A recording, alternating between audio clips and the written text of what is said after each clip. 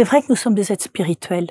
Et c'est vrai que je pense qu'aujourd'hui, ceux qui arrivent à traverser notre société qui est tellement en difficulté, tellement en souffrance, sont ceux qui ont quelque chose à l'intérieur d'eux qui les tire vers le haut, quelque chose de plus grand que nous. Mais c'est très important de garder les pieds sur terre, parce que nous sommes des êtres humains ancrés sur terre, et la terre est là pour nous permettre d'expérimenter nos intentions, nos actions, pour savoir qui nous sommes vraiment.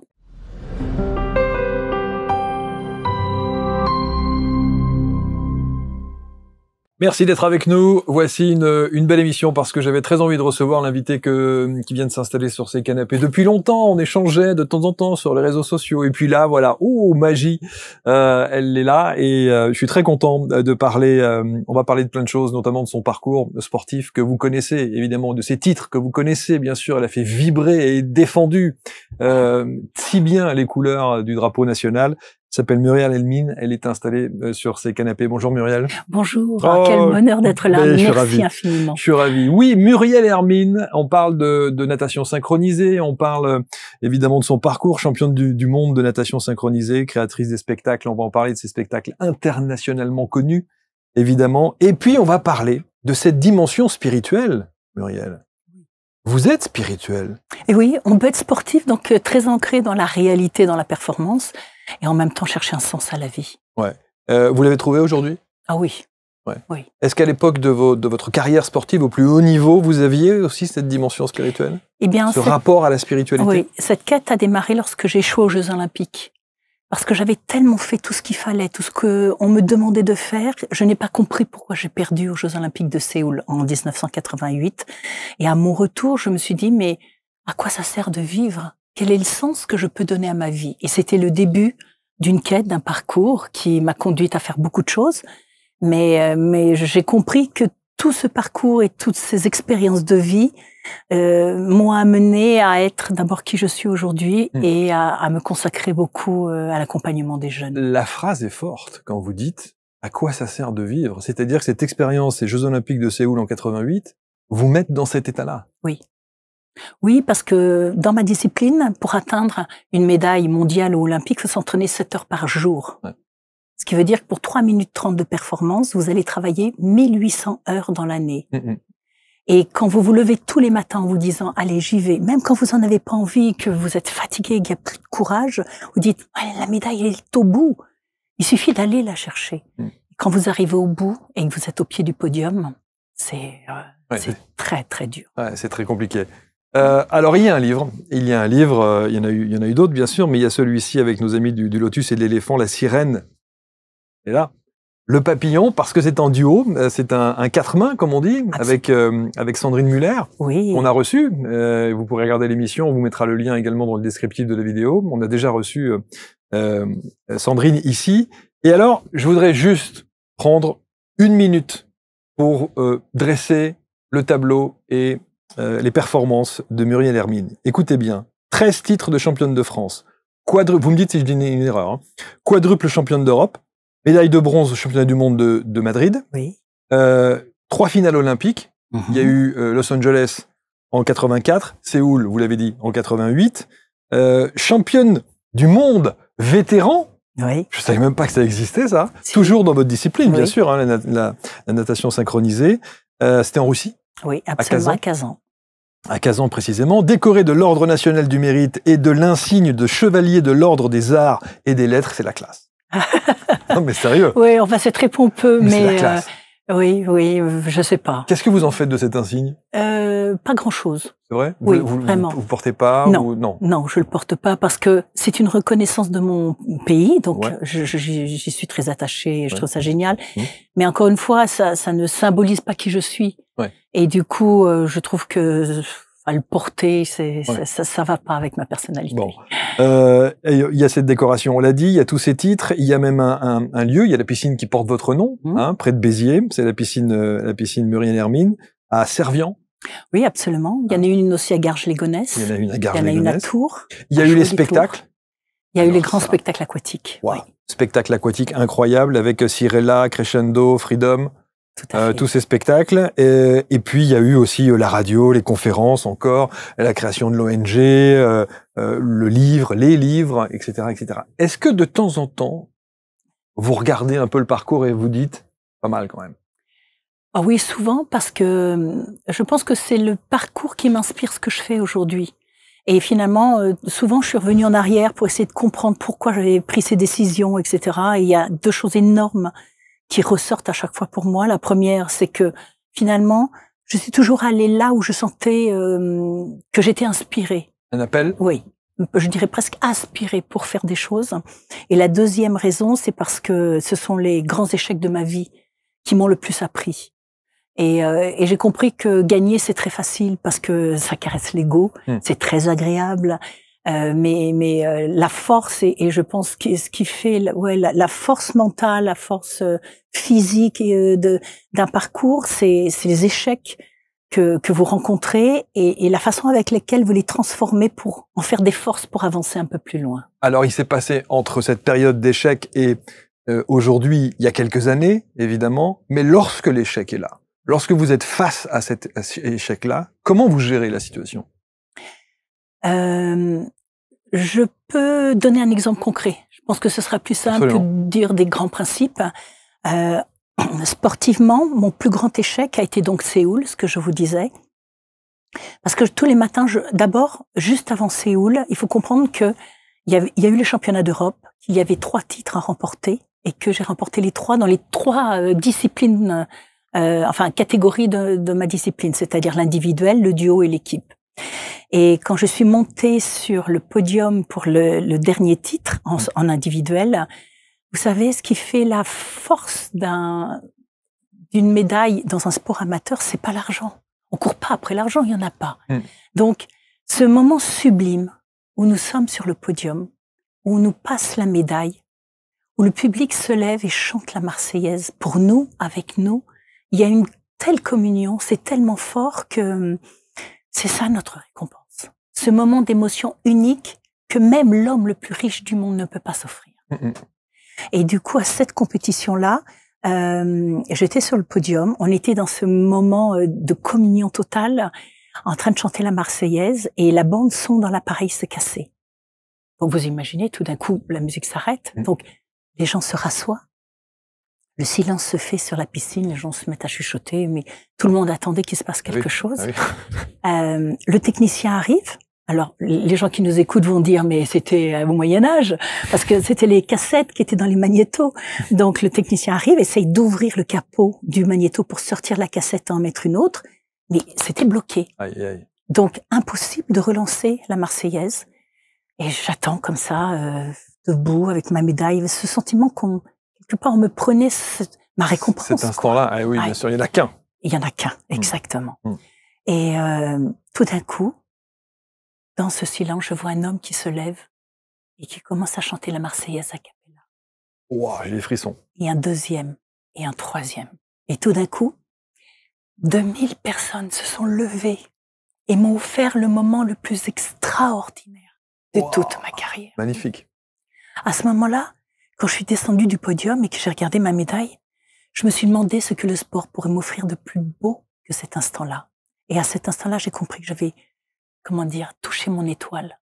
J'avais atteint un tel sentiment de complétude et de récompense que je me suis dit, ça sert plus à rien maintenant de continuer à s'entraîner 7 heures par jour. J'ai touché mon rêve, j'ai touché ce que je cherchais. Et surtout, j'ai compris que toute ma vie, je cherchais la reconnaissance de mon père. Et que je me rappelle quand j'avais 12 ans et que je rentrais chez moi avec ma première petite médaille, j'étais encore une gamine, j'étais tellement fière, j'ai ouvert la porte, au bout du couloir, il y avait mon père qui m'a vu, il a tourné les talons et il est allé s'asseoir sur le canapé. Donc j'ai pas entendu à 12 ans ce que j'avais besoin, envie, c'est-à-dire de l'amour, de la reconnaissance. Est-ce que vous savez pourquoi il a eu ce comportement? Oui, parce que lui-même a eu une enfance compliquée. Donc, toute ma carrière sportive, j'ai attendu de mon père quelque chose qu'il ne pouvait pas me donner, parce qu'il ne connaissait pas lui-même, il ne l'avait pas reçu.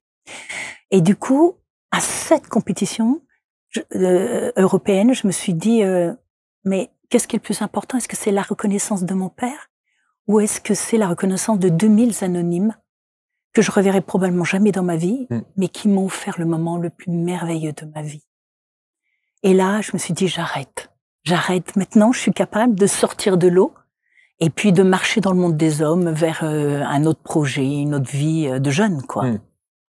Le problème, c'est que je suis arrivée à la fédération, j'ai dit j'arrête, et un mur s'est dressé devant moi. Tout le monde m'a dit, mais Muriel, tu peux pas t'arrêter. La seule médaille qui te manque, c'est la médaille des Jeux Olympiques. Et je disais, ouais, mais au fond de moi, je sais, c'est fini. C'est fini. Ce combat-là est terminé. J'aspire à autre chose. Et tout le monde me disait, mais non, mais tu peux pas t'arrêter. Est-ce que tous les sportifs de haut niveau qui ont des titres comme vous, à un moment donné, ressentent cette cassure-là en disant stop? Et de cette manière-là, à votre avis? Je peux pas parler à la place des autres.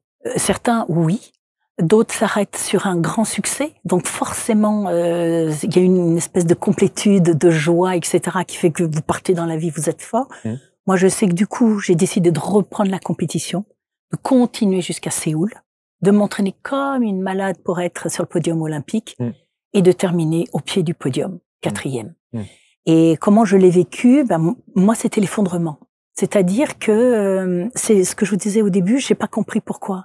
J'ai fait ce qu'on vous me demandait de faire. Je me suis entraînée autant que j'ai pu. Je me suis fait violence même parce que le sport de haut niveau, il faut comprendre que, waouh, c'est lourd à porter quand même. Hein. Et j'avais échoué. Donc je suis tombée en dépression. Et je pense que j'ai été en dépression pendant 10 ans.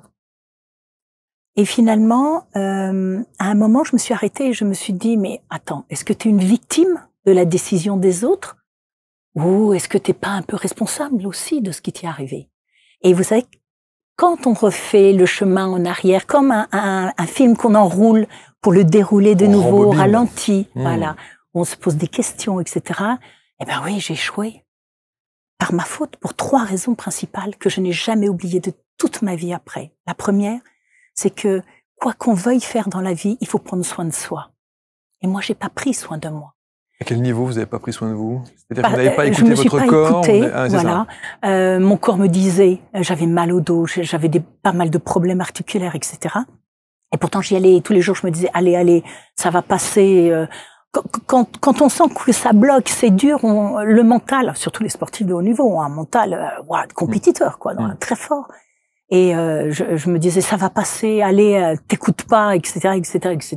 Et puis la réalité, c'est que je suis tombée malade la veille des Jeux Olympiques, au moment où il fallait pas que ça m'arrive, que tout s'est effondré et que ça a engendré, l'échec, etc. Donc, les 3 points, vous disiez, 1, écouter son corps. Voilà. 2, je n'ai pas assumé ma décision. C'est-à-dire, je voulais arrêter, j'ai pas trouvé le courage de l'assumer. Et je suis allée là où les autres voulaient que je sois et pas là où je sentais que c'était bon pour moi. Et dans la vie, il y a 2 écoles. Une école qui dit qu'on a toujours le choix et une école qui dit qu'on n'a jamais le choix. Mais moi, je pense qu'on a toujours le choix, y compris celui de ne pas choisir. Parce que le non-choix est un choix. C'est vrai. Et la problématique, c'est que quand vous ne choisissez pas, vous laissez un espace vide et la vie a horreur du vide. Donc, de toute façon, il y aura toujours des gens qui vont venir sur votre chemin pour vous inciter à prendre tel chemin plutôt que tel autre. Donc ça, c'était la 2e. Et la 3e raison pour laquelle j'avais échoué, c'est parce que toute ma préparation, comme j'étais pas motivée, que j'avais plus cette flamme à l'intérieur de moi, cette énergie positive qui m'emmenait à aller m'entraîner tous les jours, je m'étais dit, il faut que je change quelque chose dans mon entraînement. Et sur 7 heures d'entraînement par jour, je me suis dit, OK, au niveau mondial, artistiquement, j'étais reconnue comme étant la meilleure.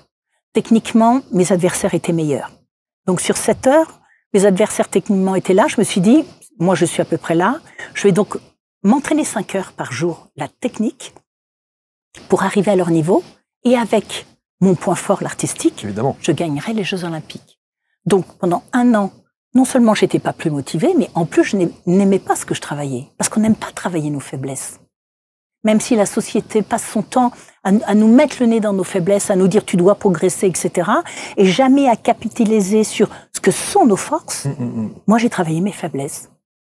Et je suis arrivée, effectivement, techniquement, j'étais au même niveau que mes adversaires, Et le problème, c'est qu'elles étaient plus là. Elles étaient là toujours. Parce qu'elles avaient continué à travailler ce qui était leur force, leur talent naturel.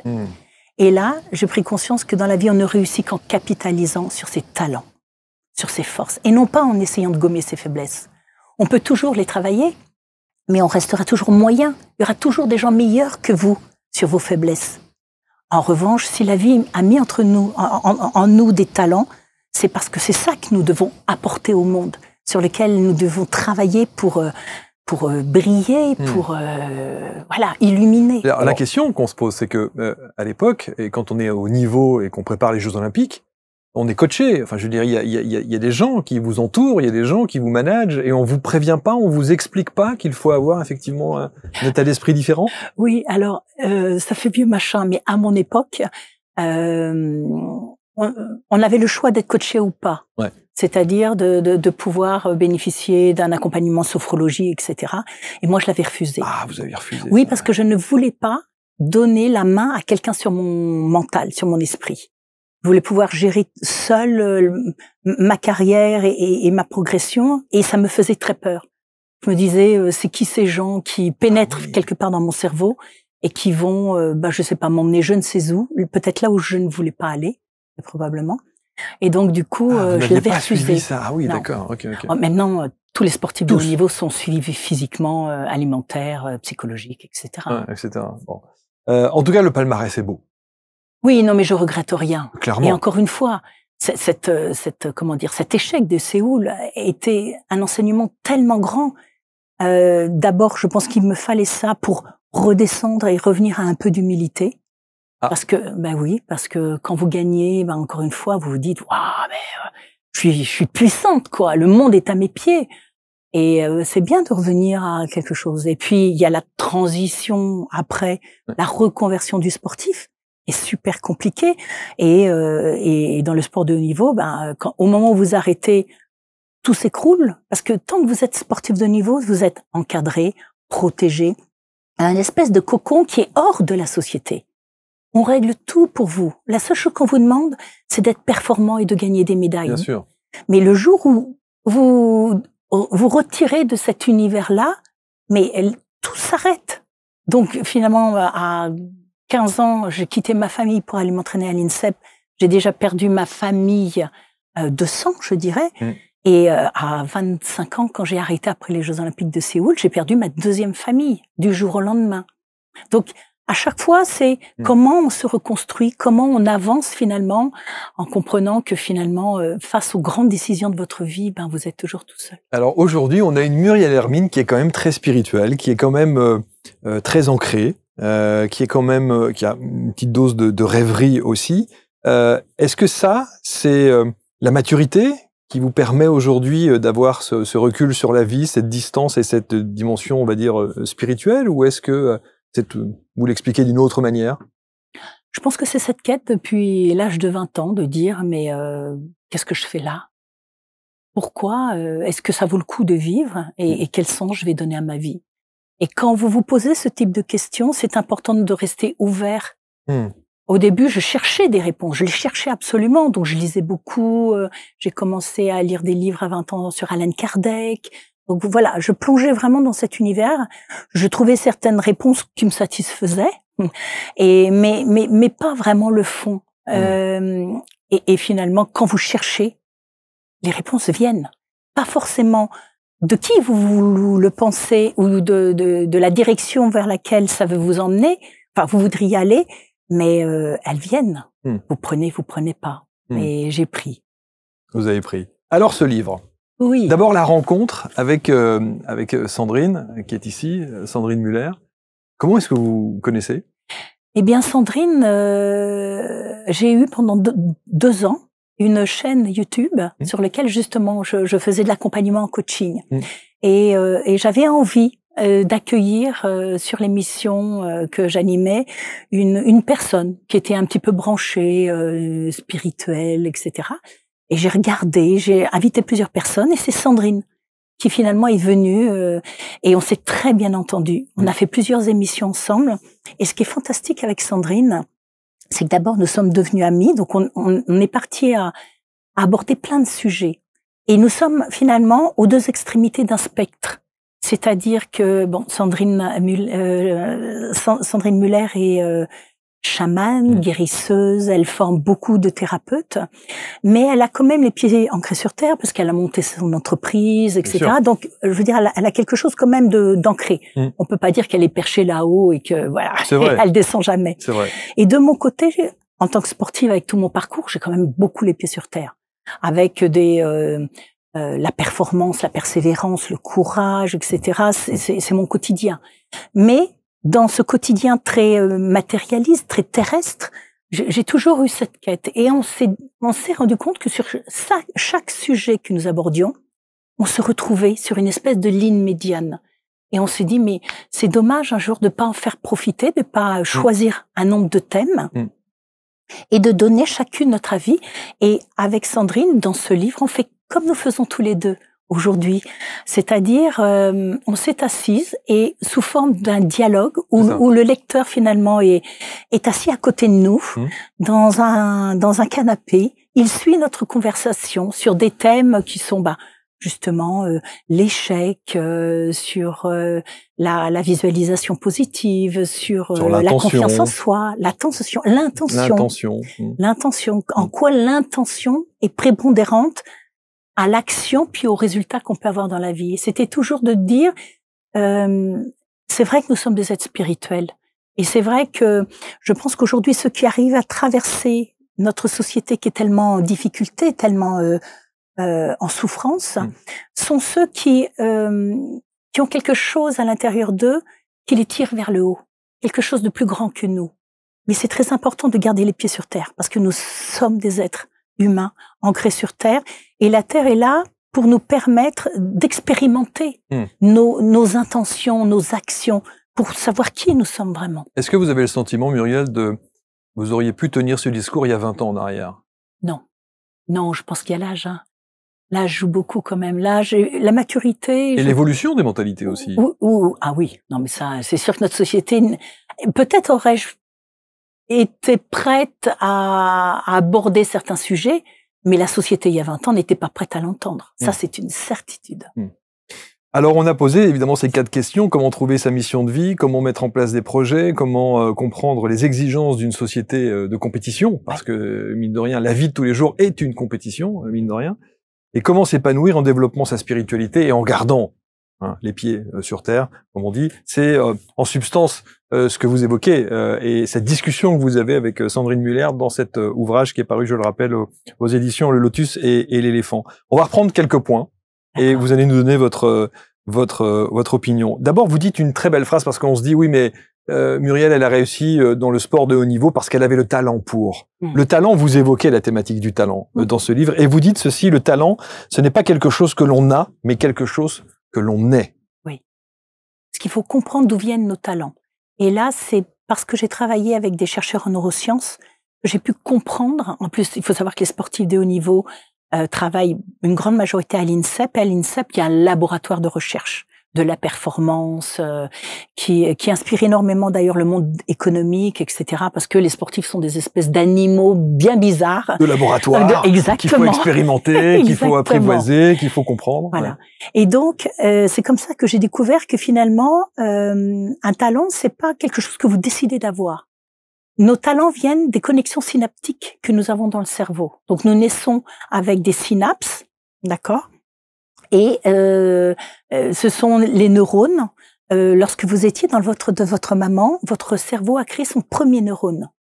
9 mois plus tard, vous en aviez 100 000.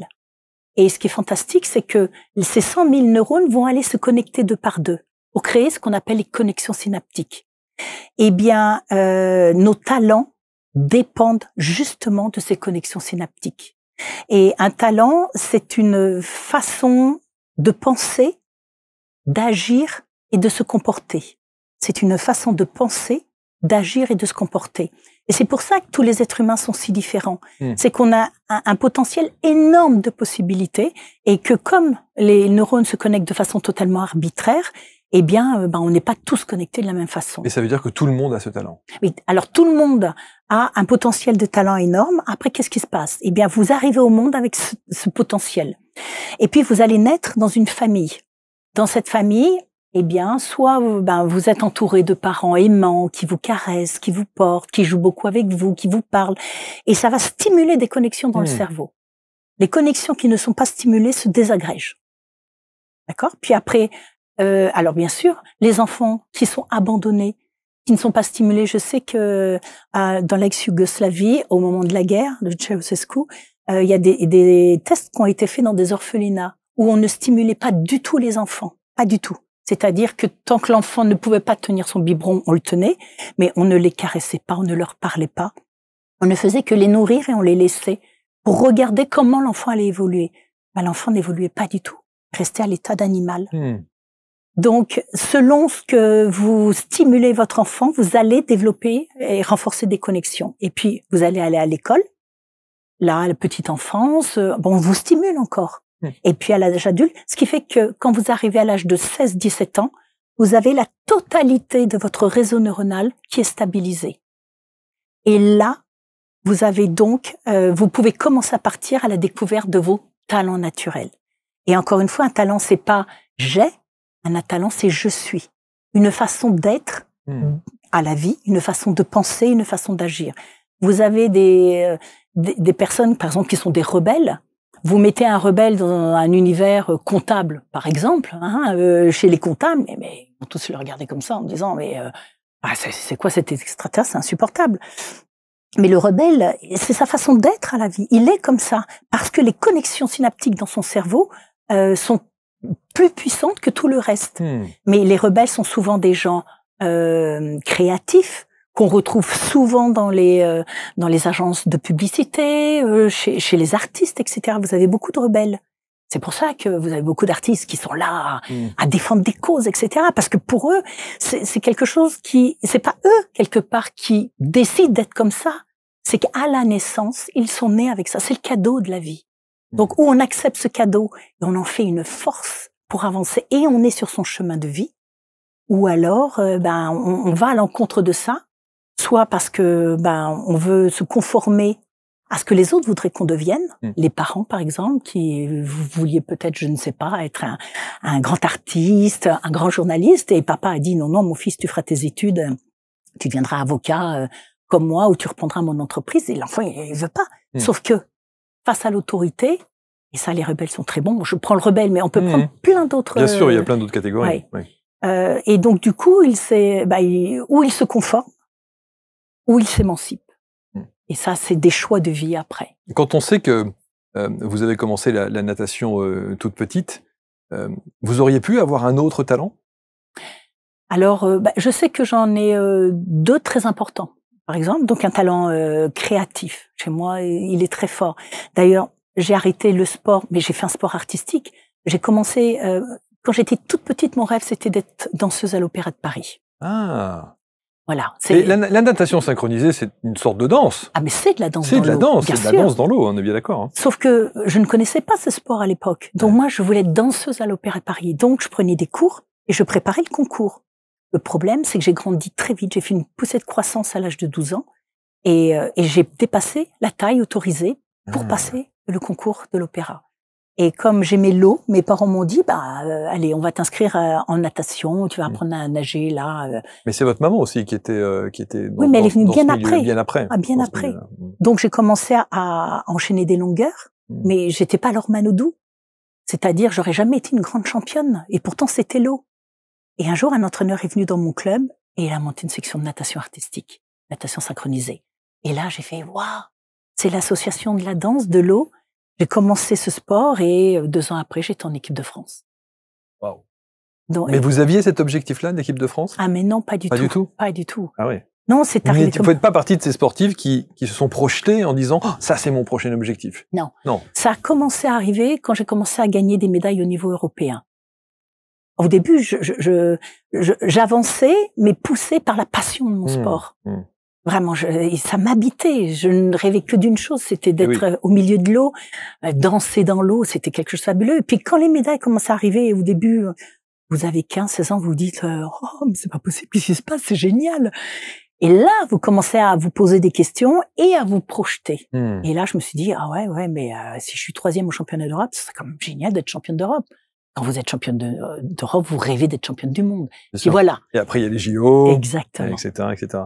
Juste, quand vous parlez de cette accumulation de médailles, j'ai évidemment, comme ça, en mémoire, ce que vous avez évoqué juste avant avec le comportement de votre papa. Oui. Est-ce que là, à un moment donné, avec cette accumulation de médailles, de résultats, il prend conscience? Non.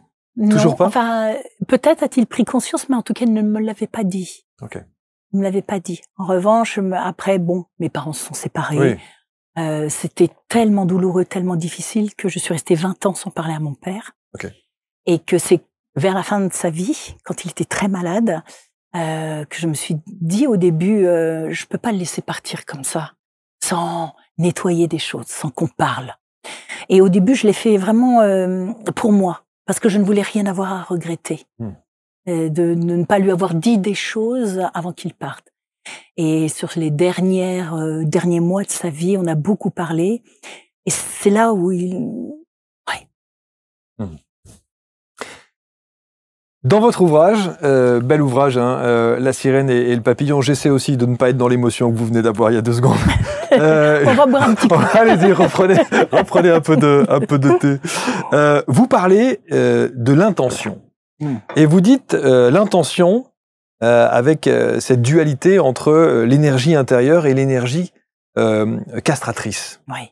Ça, il faut nous expliquer, c'est-à-dire c'est l'ambivalence qu'il y a entre le doute et l'incertitude? Non, c'est l'ambivalence qu'il y a entre cette pulsion intérieure qui nous donne envie d'avancer, de croire en des choses, et cette petite voix intérieure qu'on a dans la tête et qui nous dit c'est pas fait pour toi, ça, c'est pas possible. Et c'est vraiment ce combat. Et je me suis rendu compte en accompagnant les gens en coaching, etc., que cette dualité était très forte. C'est-à-dire que on sent qu'à l'intérieur de nous, on a envie de faire des choses, de réaliser. On a besoin d'avancer sur un chemin. Et ça, je crois que cette énergie positive, constructive qui nous habite vient de cette part de nous qu'on appelle l'âme. Parce que sur le chemin de la vie, la seule partie de nous qui sait pourquoi nous sommes là et qu'est-ce que nous avons à réaliser, c'est l'âme, justement. Et puis à côté de ça, donc c'est une espèce, c'est une énergie qui nous habite, qui nous permet de rêver, d'y croire, de projeter des choses et tout. Et selon votre enfance, mais c'est à peu près chez tout le monde quand même, plus ou moins prononcé, il y a la petite voix intérieure qui vous dit, mais attends, pour qui tu te prends, quoi? Pour qui tu te prends d'oser penser que tu es capable de faire ça, de réaliser ça, et plus dans votre enfance vous avez entendu des oh mais t'es nul, tu y arriveras jamais, évidemment, et plus ça a donné de place à cette partie de vous, à cette voix. Et pour moi, cette voix, c'est l'ego. Parce que l'ego, il est là pour quelque part nous protéger. Il est là d'une certaine façon pour nous. Lui, il a besoin de confort, il a besoin d'être sécurisé. Donc l'ego, il sera toujours là à vous dire, mais attends, tu vas pas partir dans ce projet-là, tu y arriveras jamais, c'est impossible. Donc c'est pas fait pour toi, reste où tu es, tu vois tout ce que tu as, tu vas perdre tout ça pour aller ailleurs. Et si vous le dites pas, vous inquiétez pas, il y a plein de gens autour de vous qui vont vous le dire. Ça c'est sûr, oui, ça c'est sûr. Et puis il y a cette petite voix qui est l'âme, qui est là et qui vous dit, mais non, je sens à l'intérieur. Donc comment on gère ça? Et j'ai essayé avec Sandrine de l'expliquer le mieux possible et de donner des outils en quelque sorte pour permettre aux gens en toute conscience d'écouter cette petite voix intérieure. Ouais. Et vous dites que justement cette petite dualité qu'il y a entre les deux, c'est comme une danse, une danse un peu fluide que vous décrivez. Vous appelez ça la danse de la réalisation. Oui, et oui, parce que dans cette danse, finalement, il y a trois parties qui entrent en jeu dans ce ballet. Il y a le créateur en vous, qui lui se projette, qui rêve, qui croit, qui se voit déjà dans le but atteint, etc. Et puis, vous avez le critique qui est à l'autre bout, d'accord, qui lui alors va tout faire pour vous éviter. Et au milieu de ça, vous avez le réalisateur, la part de vous qui est là pour, ok, on va poser les choses à plat, on va réfléchir. Et finalement, ce réalisateur, il fait en sorte que jamais le créateur et jamais le critique ne se rencontrent. Il est là pour aller chercher chez le créateur ce qu'il y a de mieux en vous, et chez le critique, effectivement, tous les pièges possibles, etc. Mais c'est le réalisateur qui décide, qui pose la stratégie, en quelque sorte, pour atteindre l'objectif, et qui mène le bateau. C'est lui le capitaine. D'accord? Vous avez le soleil qui est toujours là, c'est-à-dire le créateur en vous qui dit « ça avance et tout ». Et puis, il y a celui qui tire derrière pour que le bateau il avance le moins possible.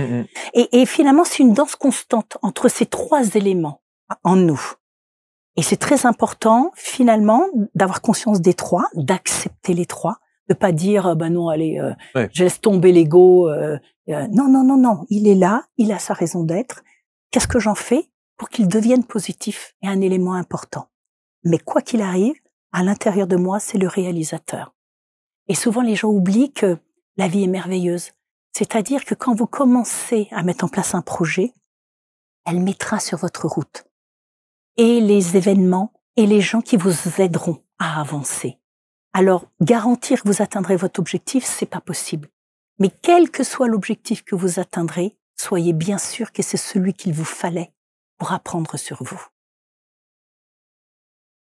C'est tellement bien expliqué. Quand vous parlez de cette danse de la réalisation, d'ailleurs, pourquoi vous parlez de la stratégie Walt Disney? Quel rapport? Parce que c'est Walt Disney qui a finalement conceptualisé cette approche. Okay.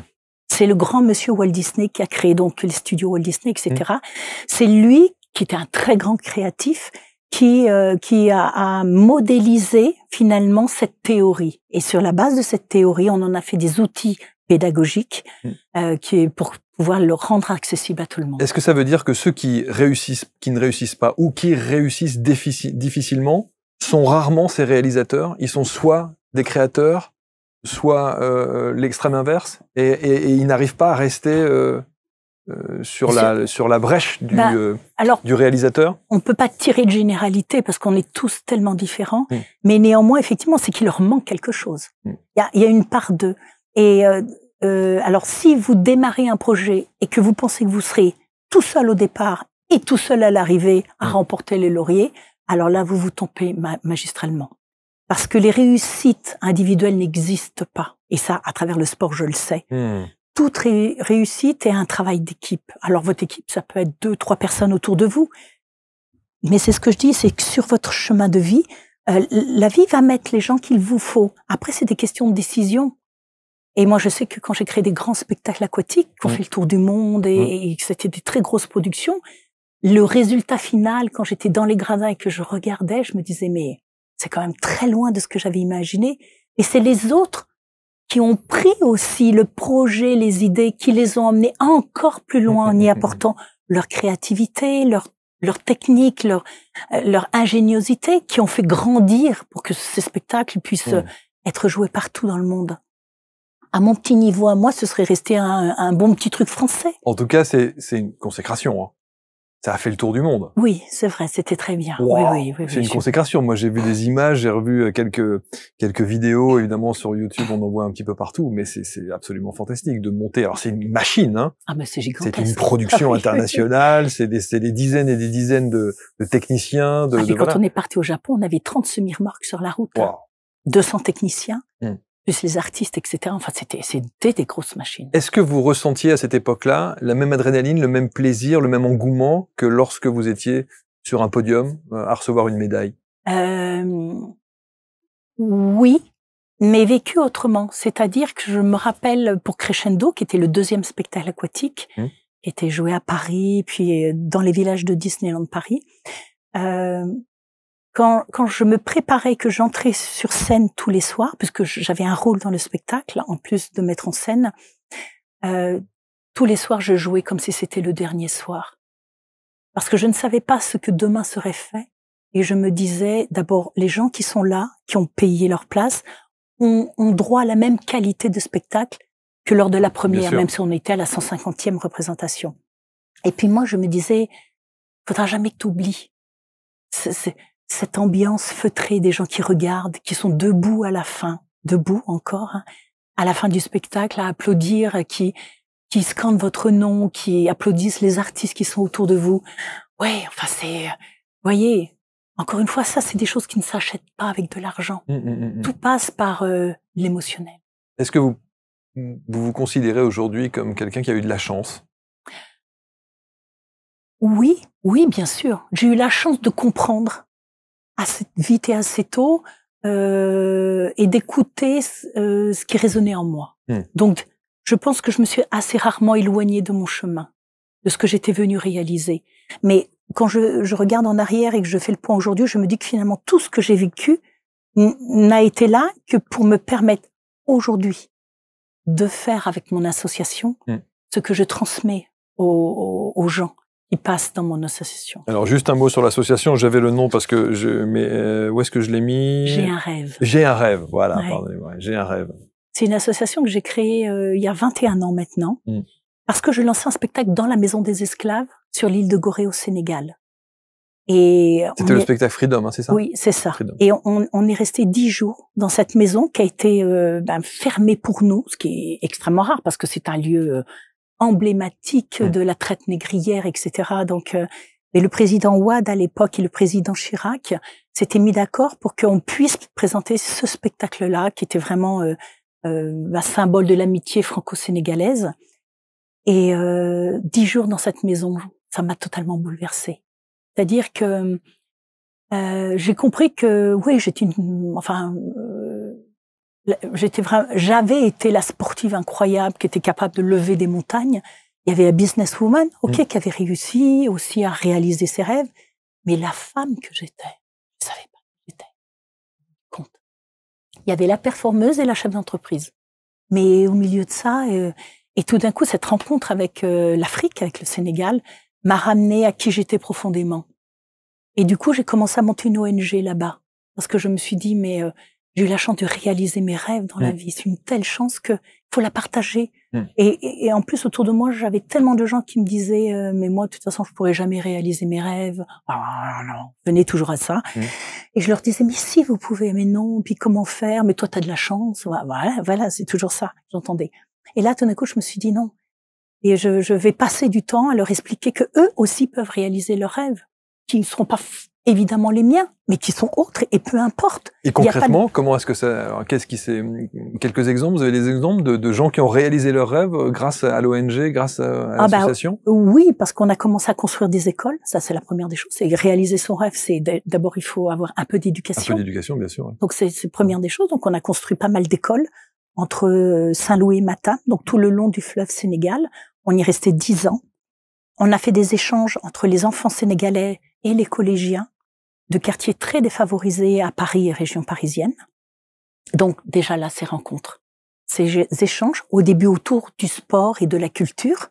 Donc on leur faisait ensemble créer un spectacle qui toujours parlait de respect et de tolérance face au racisme. Ça commence par ça, quoi. C'était pas des enseignements théoriques, on leur apprenait pas le français ni rien, on leur apprenait à être des êtres humains.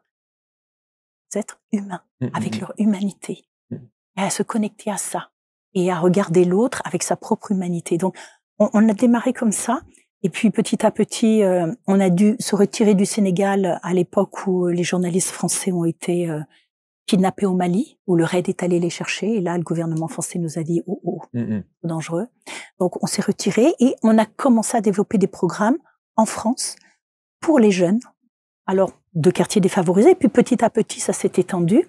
Et maintenant, depuis 10 ans, on accompagne les jeunes dont la majorité sont décrochés du système scolaire sur le chemin de l'emploi, sans formation, sans qualification.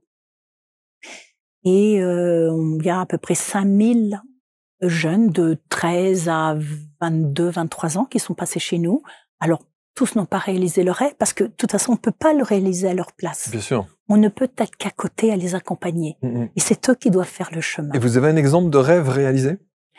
Est-ce qu'on a... Ah ben oui, alors, je vous donne un exemple. Dernièrement, c'était il y a 6 mois à peu près, on accompagne les jeunes de 3 à 6 mois chacun. On a pris un jeune, il n'était pas sorti de sa chambre depuis 2 ans. il ne sortait, donc c'est une phobie sociale, une phobie scolaire, une telle peur du monde extérieur que le gamin, il avait 16 ans et demi, il s'était enfermé chez lui, il ne sortait même pas de sa chambre pour aller manger avec ses parents. Ça vous donne une idée. Wow. C'est-à-dire, aujourd'hui, c'était pas le cas il y a 10 ans. Hein. Aujourd'hui, on a des jeunes qui souffrent pas de mal-être, qui ont des pathologies psychologiques, physiques, émotionnelles. Ils sont comment dire, broyés par la société qui nous entoure et la perte de repères dans laquelle nous sommes aujourd'hui.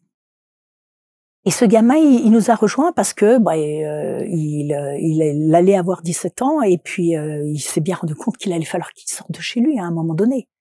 Mais dans ces cas-là, ça commence juste par leur apprendre à ouvrir la porte de la chambre pour faire un pas à l'extérieur. Puis quand on ouvre la porte de la chambre, faut ouvrir la porte de la maison pour aller marcher dans le jardin.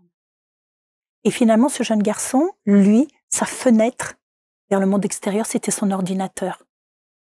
Et lui, c'était un pur créatif.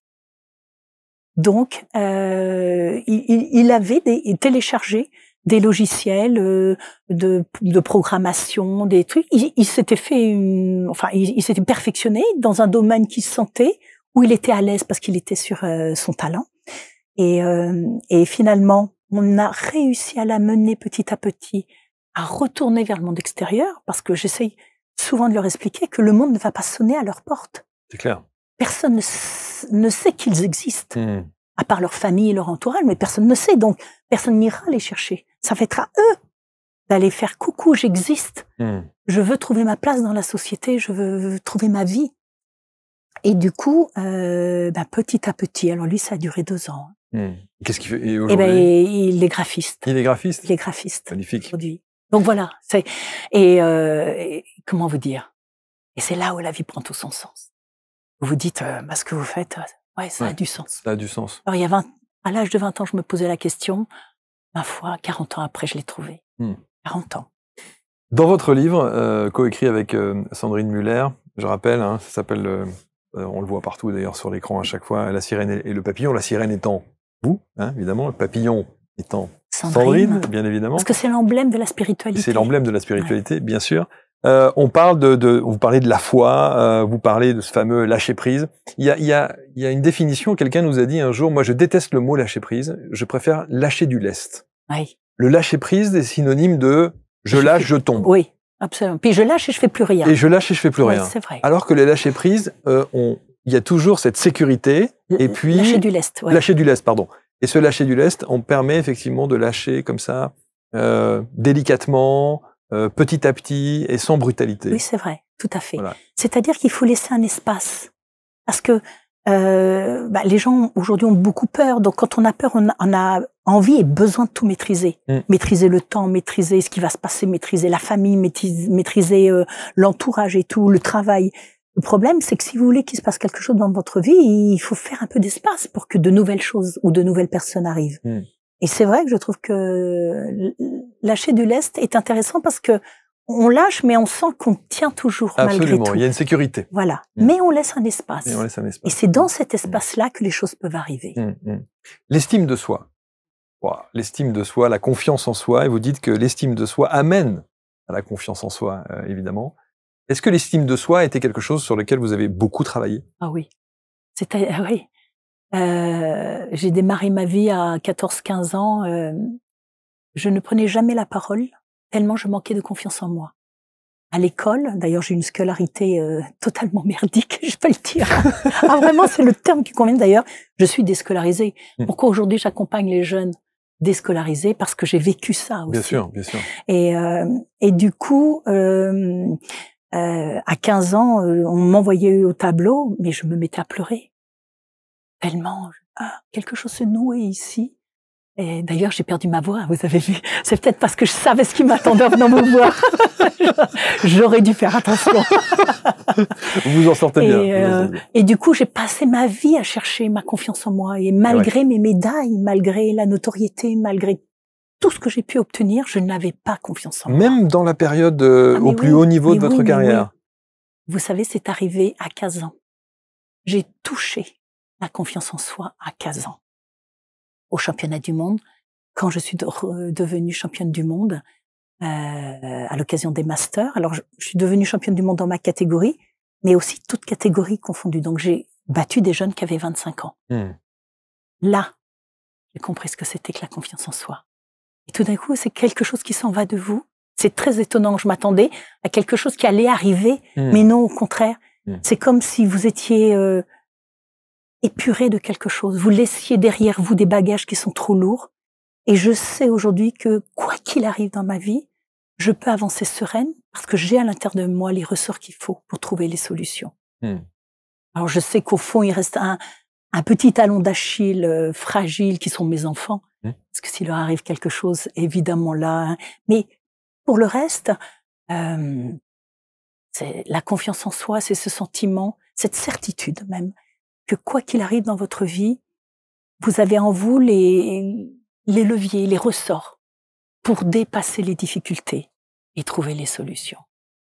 Est-ce que vous vous rendez compte aujourd'hui que votre nom est gravé dans le marbre de l'histoire de France?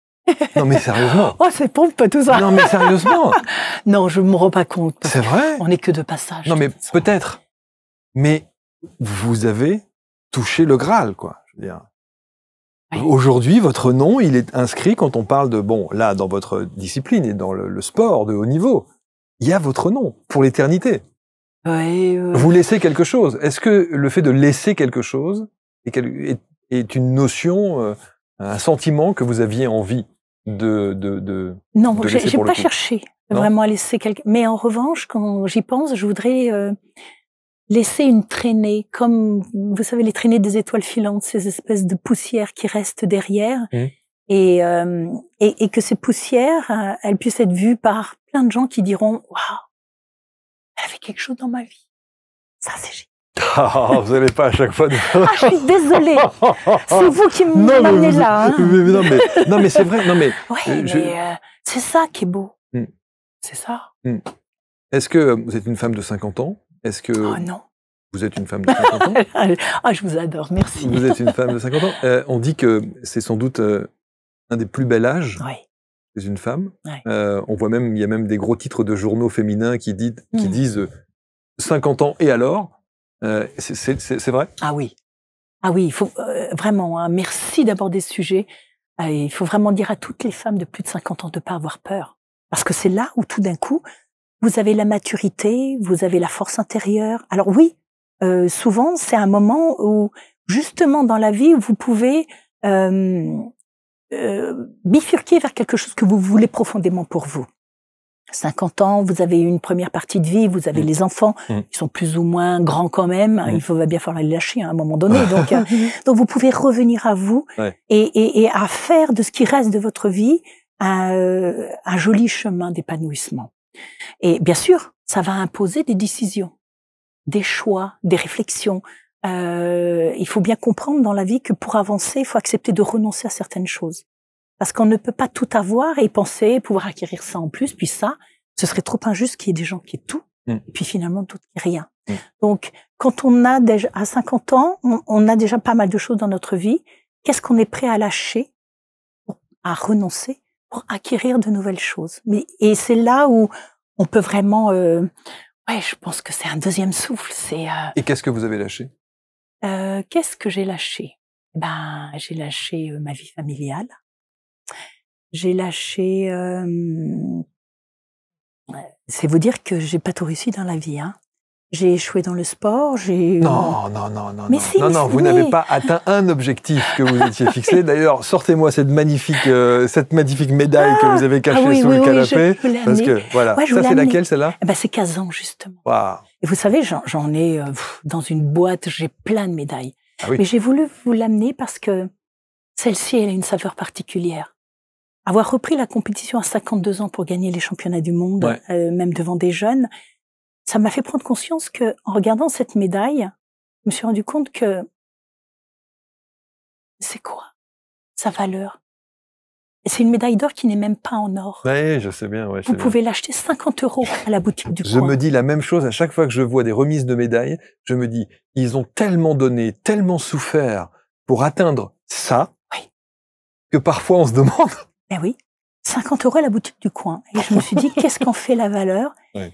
C'est tous les moments de doute qui ont été dépassés, tous les moments d'effort, de peur surmontés. À l'époque, je vivais seule avec mes 2 fils et la complicité que cette reprise de compétition a générée entre nous, c'est tout ça qui fait la valeur de la médaille. Et finalement, j'ai compris que c'était pas les objets qui nous construisent, mais c'est le chemin que nous parcourons pour les atteindre. Ce ne sont pas les objets qui nous construisent. C'est le chemin que nous parcourons pour les atteindre. Parce que c'est eux qui nous permettent d'aller chercher en nous ce courage, cette persévérance, ces doutes qu'on est obligé de dépasser. Qu'est-ce que vous aviez besoin de vous prouver à 52 ans, de reprendre un championnat du monde des vétérans en Russie? Pourquoi faire? Pourquoi? Pourquoi? Alors, au départ, je l'ai fait, c'était pour prouver à mes clients, à mes coachés, puisqu'aujourd'hui je suis coach, alors coach en entreprise et coach pour les jeunes. Et beaucoup de mes clients me disaient, oui, mais Madame Hermine, c'est bien beau ce que vous nous dites là, mais gagner des médailles à 20 ans, c'est facile, mais gagner nos propres combats à nous à 50, 60 ans, c'est pas possible. C'est une autre histoire. Exactement. À un moment, alors 1, 2, 3, puis au bout du 4e, 5e client qui me dit ça, je me suis dit, ouais, c'est vrai, je porte un discours qui est quand même un peu décalé. Donc, comment leur expliquer que je suis convaincue qu'il n'y a pas d'âge pour réaliser ses rêves? Et comment je pourrais incarner ça pour qu'ils n'en doutent plus? Et finalement, je me suis dit, OK, dans toutes mes vies, sportives, artistiques, humanitaires, machin, à quel moment je me suis le plus appuyée sur mes talents. Donc, talents artistiques, et je me suis dit, c'est dans le sport, il faut que je revienne au sport, et c'est par le sport que je vais prouver qu'à 52 ans, on peut être meilleur que des jeunes qui ont 20 ans. Wow. Donc, j'ai repris la compétition. Mais je me levais pas le matin pour aller décrocher une médaille comme je faisais à 20 ans. Mais je me levais le matin pour vivre une vie de femme, c'est-à-dire mes 2 enfants, l'intendance de la maison, le boulot, et comment dans une petite vie de 24 heures que vous donne chacune de vos journées, vous pouvez trouver un moment pour réaliser votre projet à vous. Et c'est là où ça m'a fait toucher du doigt le renoncement. Au fait que, je veux un titre, d'accord, mais je suis prête à abandonner quoi dans tout ça? Il a fallu que je renonce à certaines choses de ma vie pour pouvoir trouver ces 3 heures par jour quand même, ce qui était déjà énorme. Ce qui est beaucoup. Hein, ouais. Et pour avancer petit à petit. Et plus j'avançais, et plus officiellement je disais, je le fais pour mes clients et tout, et plus au fond de moi je me disais, mais t'as quelque chose à réparer. C'est pour ça que je vous pose cette question. C'est Séoul. Eh oui. Et à l'époque, je me rappelle très bien que mon grand garçon, qui avait à l'époque 11 ans, quand j'ai expliqué à mes enfants entre la poire et le dessert que je voulais reprendre la compétition, j'ai mon grand m'a regardé en disant, mais maman, la claque de Séoul, ça t'a pas suffi? Tu veux perdre encore une fois?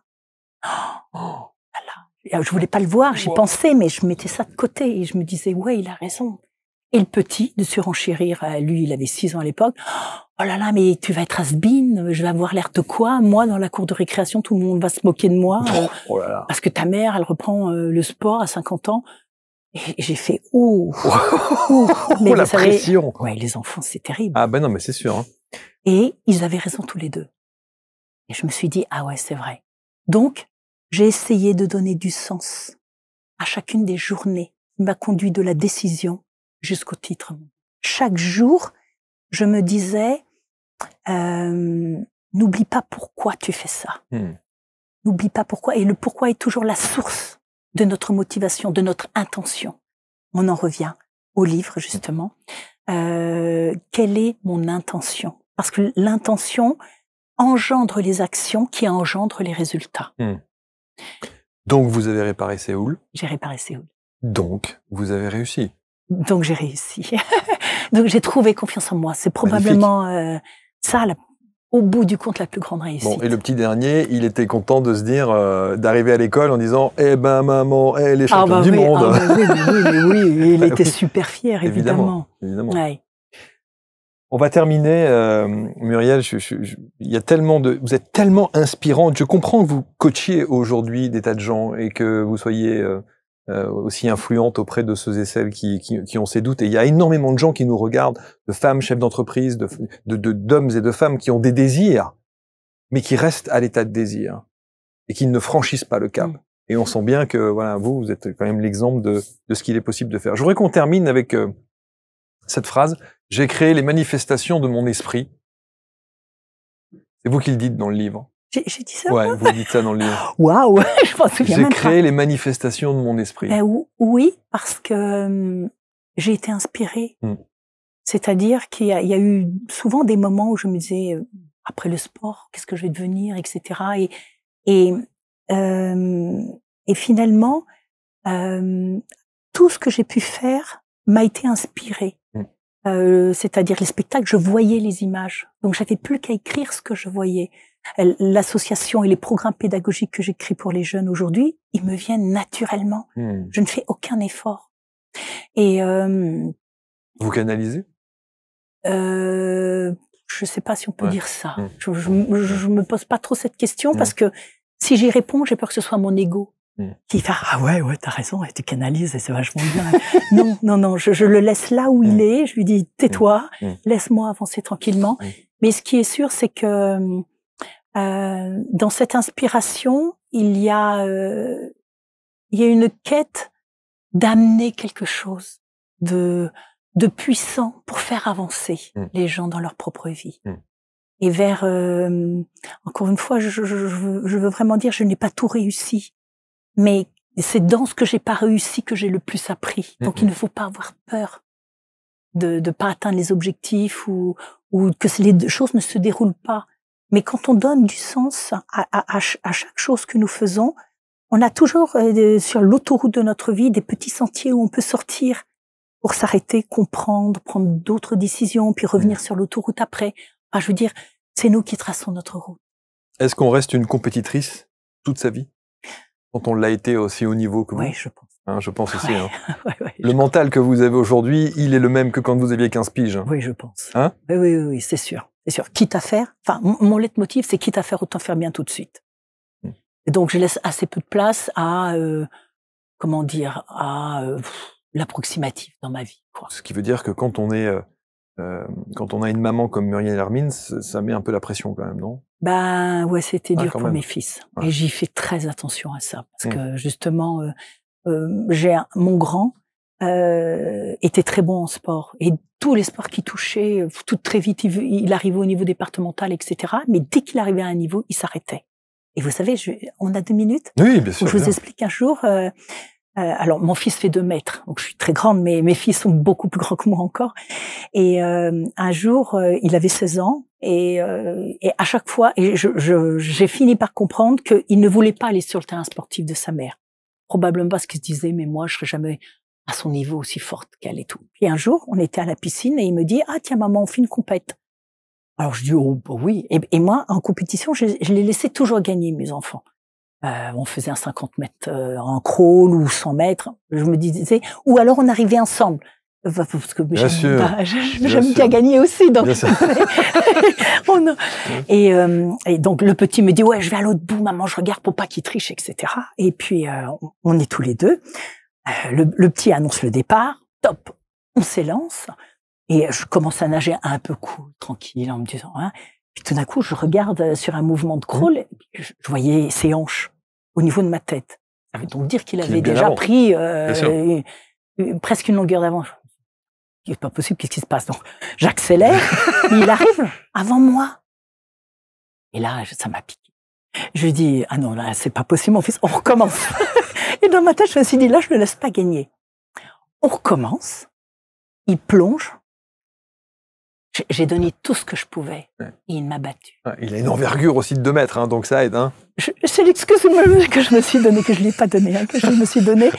Mais il m'a battu sur mon terrain, qui était la piscine, qui était l'eau. Bien sûr. Ça l'a libéré. Ah. De ce jour-là, mon fils s'est mis à sourire. Tout le monde me disait, mais t'as un enfant adorable, il sourit. Avec moi, il souriait jamais. Il était toujours très sérieux. Pour lui, c'était toujours très carré. Le fait d'avoir battu, d'avoir tué la mère, en quelque sorte, hein, l'image de la mère. Et la compétitrice. Et la compétitrice, à succès. Absolument. Fait que ça l'a libéré, ça l'a révélé. Il a une vie qui est géniale maintenant. Il est excellent dans son domaine. Il est ingénieur dans les nouvelles technologies. Mais il n'est pas allé dans le sport. Mais néanmoins. Il faisait quoi comme sport? Oh bah, il a commencé par le tir à l'arc, il était champion régional, puis il est passé à l'équitation, puis après au golf, au tir à l'arc.